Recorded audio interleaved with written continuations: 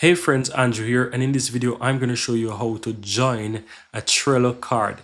Now, if you've been invited to a Trello workspace and you've been invited to a specific board, then you have the opportunity to see all of those items list in the Trello board, right? So as you can see here, I have multiple Trello boards because I have multiple Trello cards because I've been invited to this board and this workspace. But if I want to join a specific card, I can simply go ahead and click on that card, and on the upper right hand side, I will find join. I click on that and you can see that I'm now joined the card, right? And here you can see it says track your team's workload over time, right? So you also have something that appear at the top there that it says open timeline as well. But if you're looking for how to join the card, guys, that's how you basically join the card.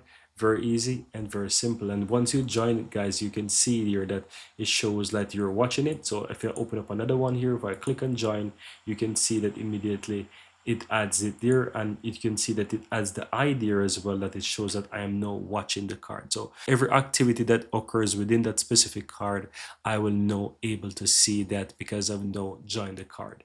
And no, to join a card, it doesn't require any additional, let's say, privileges. As long as you've been invited to that specific board and that specific workspace, you're able now to join the card, right? Or watch the card or something like that. And that's it.